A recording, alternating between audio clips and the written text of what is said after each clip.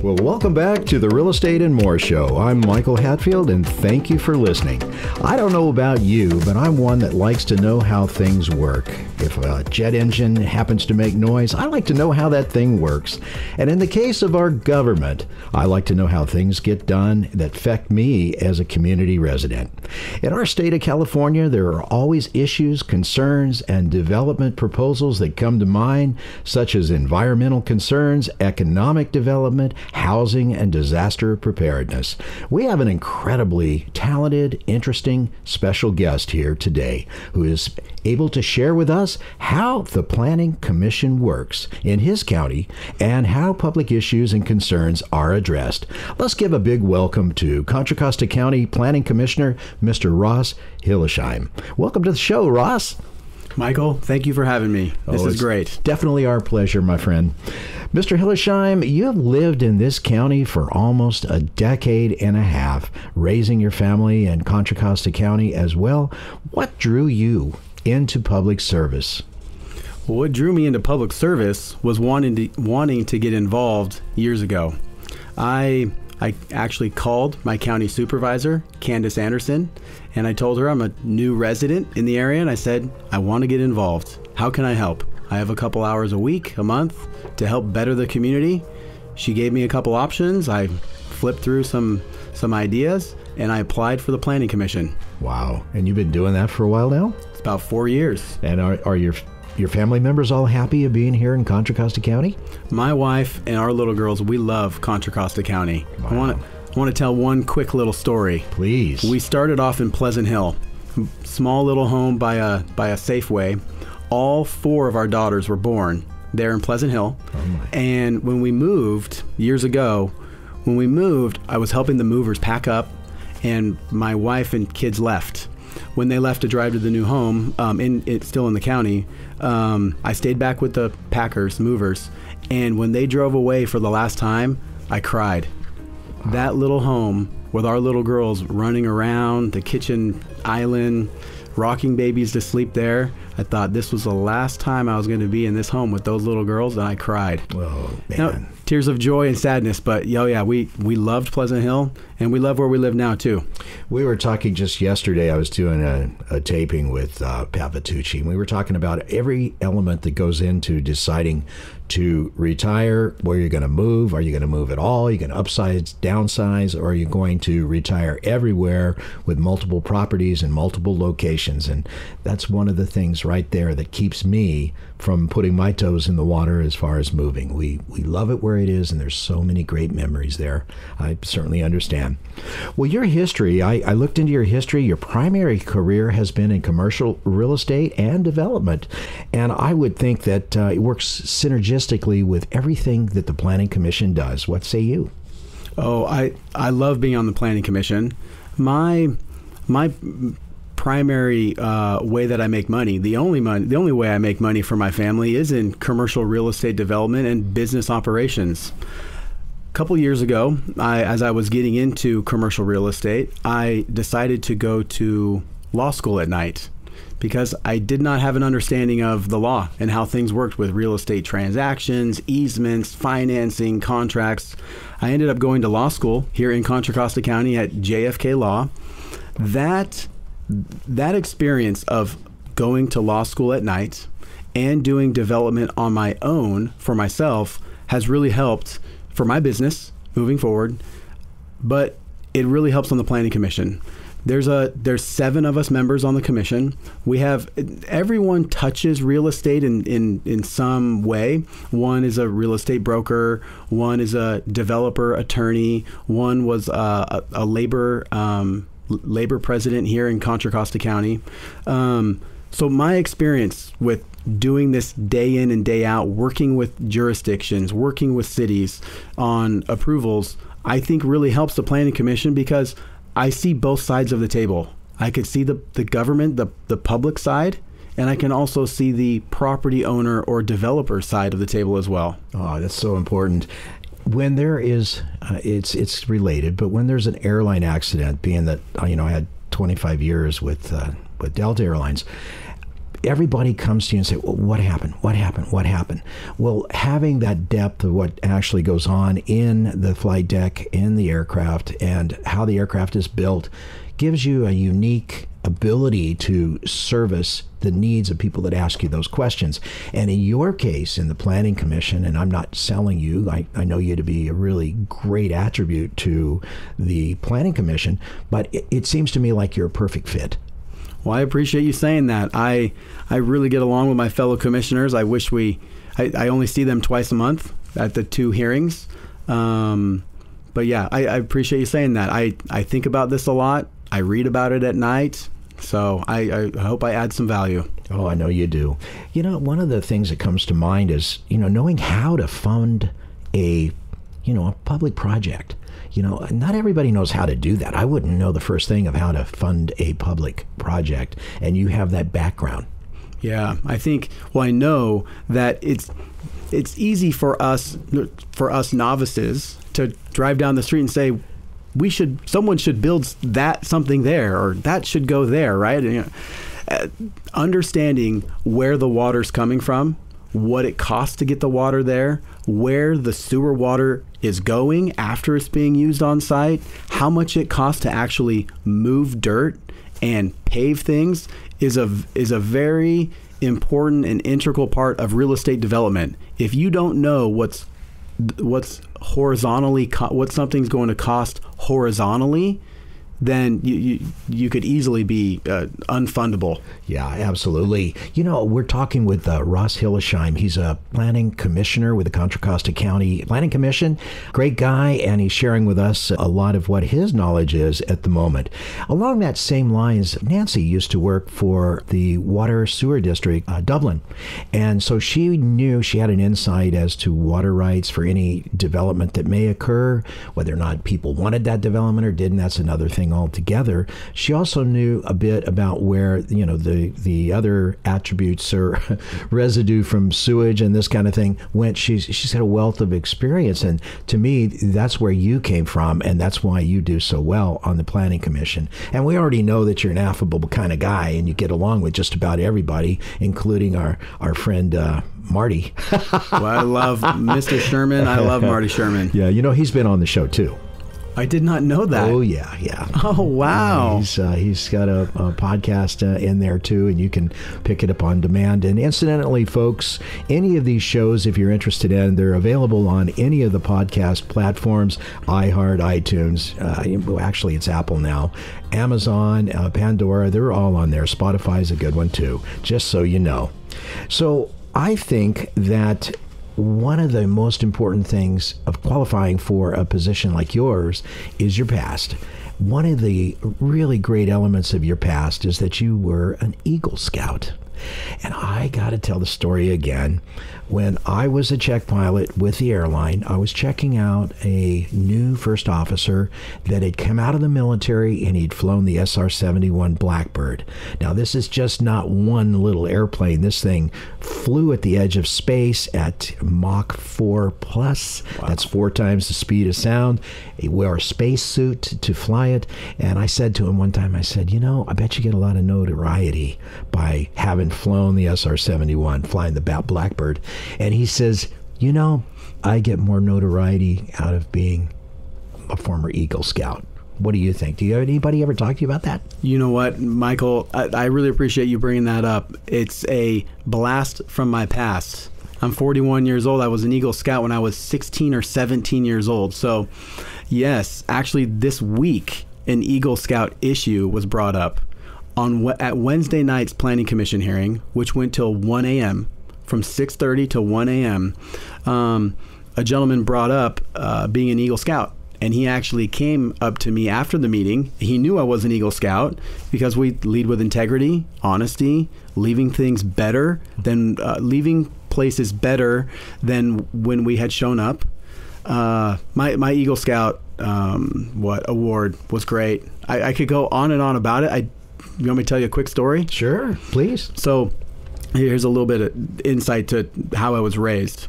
My Eagle Scout project, my mom and dad had a rule that I could not get my driver's license until I got my Eagle Scout award. And that was kind of along the lines of, once I got my driver's license, I'd be off and running and playing basketball, not worried about scouts. Anyways, so I went and did an Eagle Scout project, which was organizing a blood drive. I organized a Red Cross blood drive in the church parking lot. We had 100 people show up. I organized the before, the during, and the after. When I got done, they put a plaque on the wall in the Red Cross facility in Monterey. And I thought, hey, I'm done. That was great. Perfect. When I went home and chatted with my dad said, that you need to do another one. That was a little too easy, or you need to do more. So guess what I did?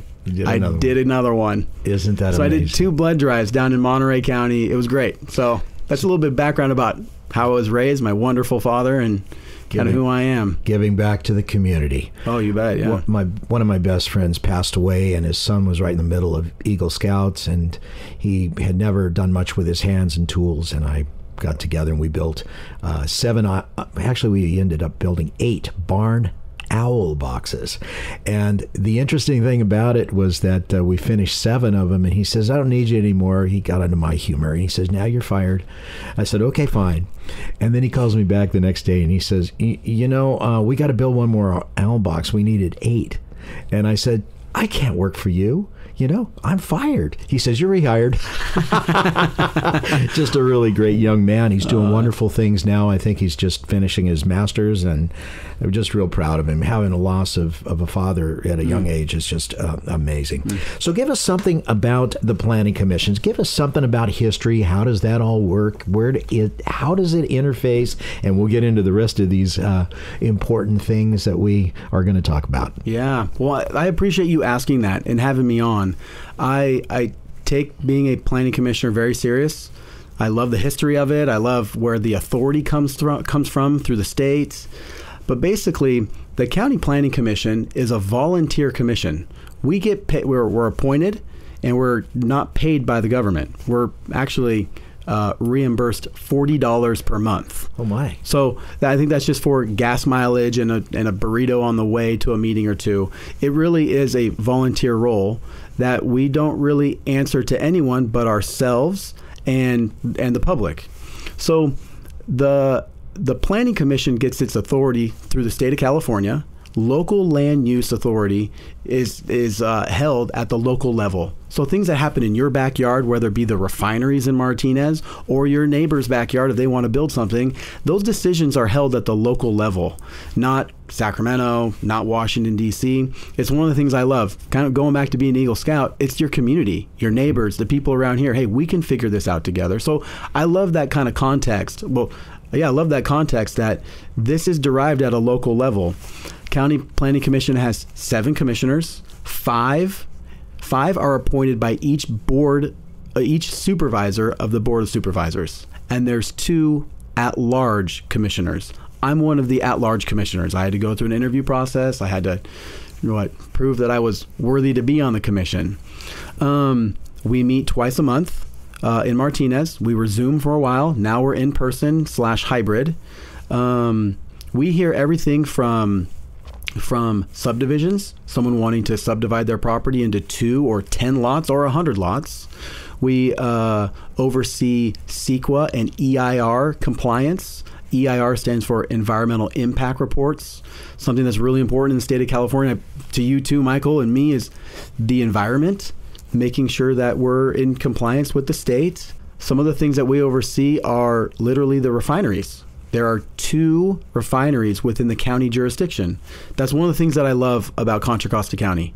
You have the mountains of you have the Mount Diablo and the open space juxtaposed with the refineries and all of the jobs and infrastructure and energy that brings. To me, this is a great county and community that shows kind of both sides, right, of the environmental aspect and the industry aspect. We need to work together. Yeah, I'll pull you out of that thought for a second and think that's one of the other reasons that many people in Contra Costa County don't want to really move. They don't want to go out of state. They don't want to go to Portugal. They don't know what to do all this, because you have so many things here. If you need a job, there's refineries and as well as other business. Other business is so critical. Small business, so critical. We're going to get to economic development momentarily. actually.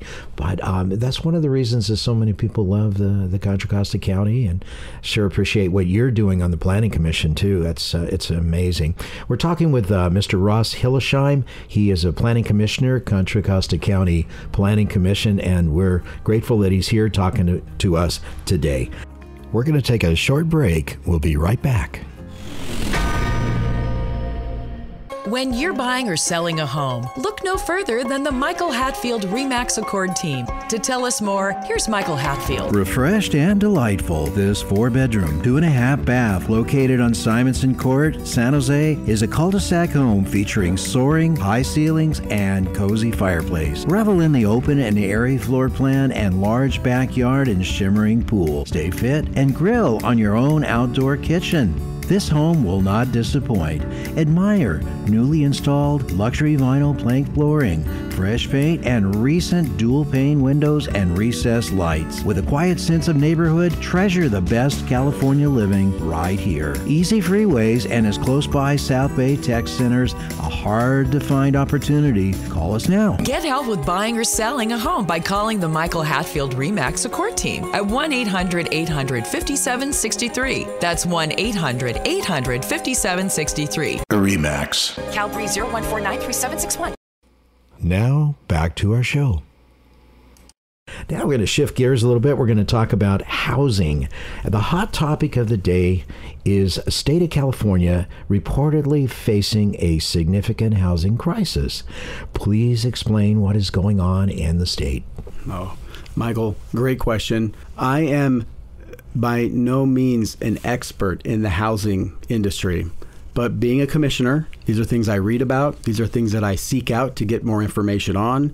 I do know that the state of California and a lot of the mainstream ideas right now is that we do have a housing crisis or a housing shortage.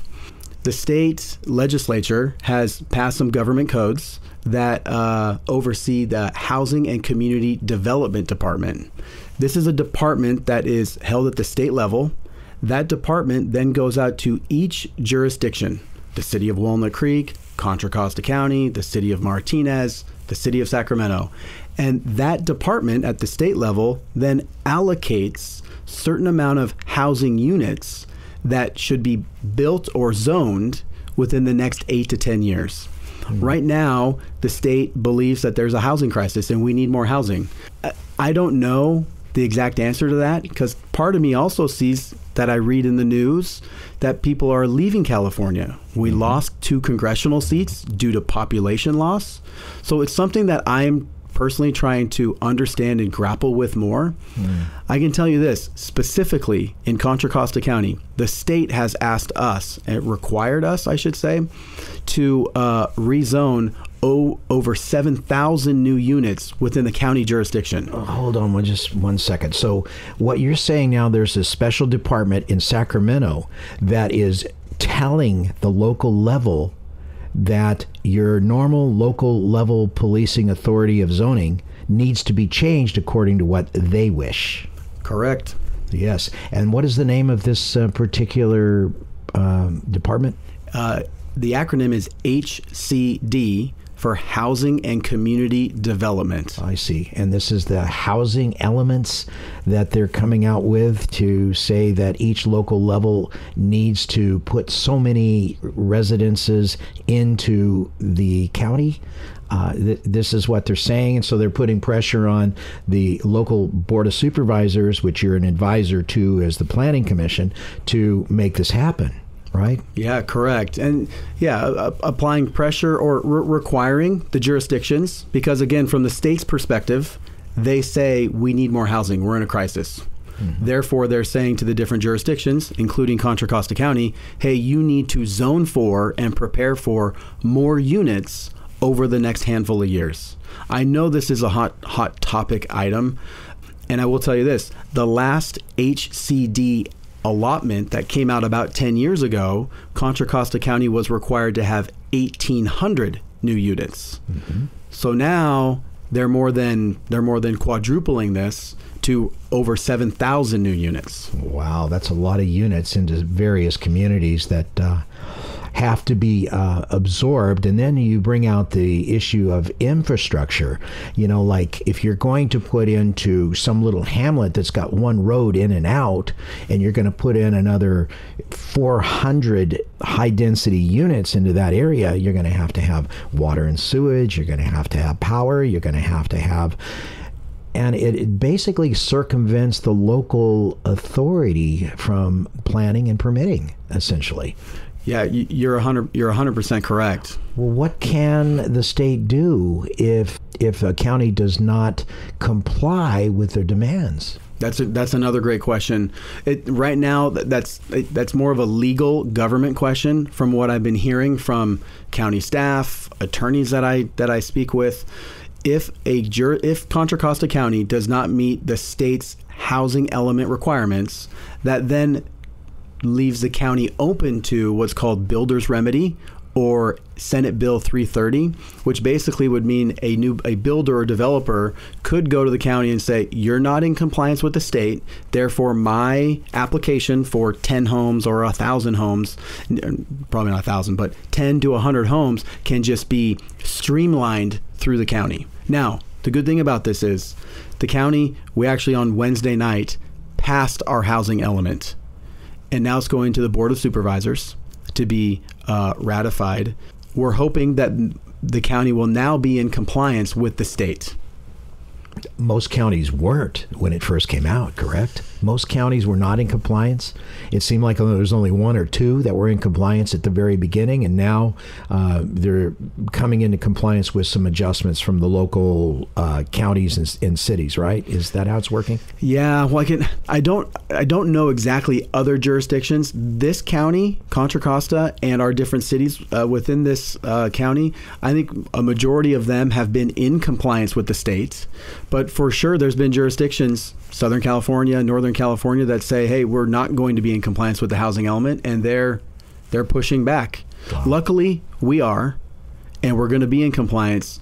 That's kind of step one that I feel like I want you and the listeners to understand. We have to be in compliance with the state, because then they'll withhold funding, they'll open us up to some legal remedies. Okay. The next step on this, though, and we may get into this a little bit later, the reality of over 7,000 new units built in the county, it takes a lot more to build those 7,000 plus units than just a rezoning. It takes a willing property owner. It takes a willing lender. It takes a general contractor. It takes the county or city to approve this.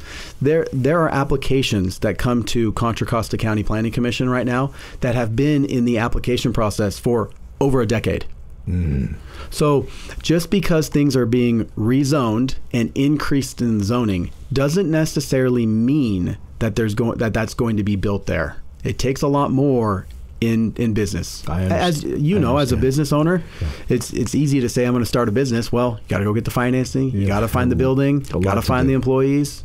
It's similar with the housing element, but this is something that I would like to suggest to the public, get a little bit more involved in this. Understand what's going on. What are the requirements from the state? How does our county feel about it? How does our local politicians feel about this? Absolutely. I totally agree. So at this point, just for Contra Costa, we're using it as an example because we know this county a little bit better than other counties. They're saying 7,700 units have to be approved. They, meaning the state, is saying that. And hey, guys, just deal with it no matter what. And they're saying to the local levels that you got to come in and, you got to permit these things, be responsible for the permitting. But the big question that I would like to leave our listeners with, because we're running out of time, believe it or not. The big question is, why do we have to do this? And why is everyone not being involved? And who's going to pay for all of the infrastructure to support all of this? I mean, it's expensive to put in new sewer, new electrics, new water, have police and fire authorities, have roads that will do it. So it's important that all of this is looked at. And quite frankly, from my standpoint, I'm very grateful that you're part of the Planning Commission to help the local supervisors understand what's going on. I'm really grateful for that. I had no idea that so much was involved. But we're not getting to our questions. We've been talking with Mr. Ross Hillesheim. He's the planning commissioner, one of the 7 planning commissioners in Contra Costa County. We're not getting to our questions. I'm going to ask Mr. Hillesheim back next week to finish some of these questions that we've left undone here. It's been so informative. So with that in mind, what great information for all of us that like to know how things work in our government. And great to see our Contra Costa County Planning Commissioner, Mr. Ross Hillesheim. I would vote for mayor. I would vote for governor, probably for president for this guy. I think it's really important to note that we want vibrant communities. We want single-family residences. We want apartment complex. We want high density. One of my college internships was in New York City, and I lived in a one-bedroom apartment with 3 other guys. So I know at that stage of my life, I lived in that small place. That was a stage of life I was in, and I loved it. Now that I have a family, a single-family home with a backyard is something that's really important to me.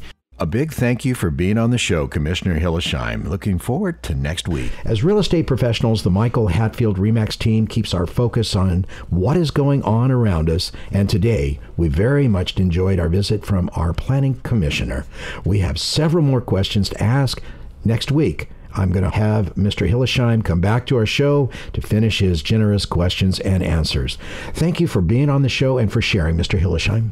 Mr. Hatfield, thank you so much. You've been listening to Real Estate and More Show. Interesting people, today's topics, and we do love real estate. You can listen to archived Real Estate and More shows at michaelhatfieldhomes.com/radio. That's michaelhatfieldhomes.com/radio, or the Real Estate and More Show is available on demand at Spotify, Amazon, Apple, iHeart, Pandora, and other podcast platforms as well on demand. Tune in next week and let's hear the rest of what Mr. Hillesheim has to say, and have a blessed week.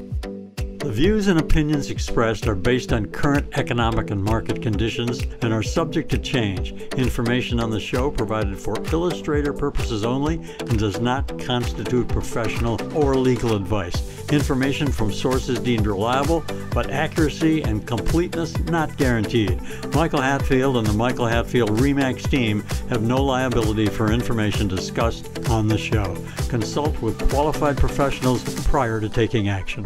We at the Michael Hatfield RE/MAX team enjoy representing our valued clients. If you or someone you know is interested in buying or selling and wishes to schedule a complimentary appointment with the Michael Hatfield RE/MAX team, call us at 925-322-7775. That's 925-322-7775. Or go to our website, michaelhatfieldhomes.com. I'm Michael Hatfield. Thank you for listening today. Join us next Saturday for the next Real Estate and More, when we again sharpen our focus on how's the market. Join us next Saturday and have a wonderful week. Best wishes and blessings to you. DRE 01493761.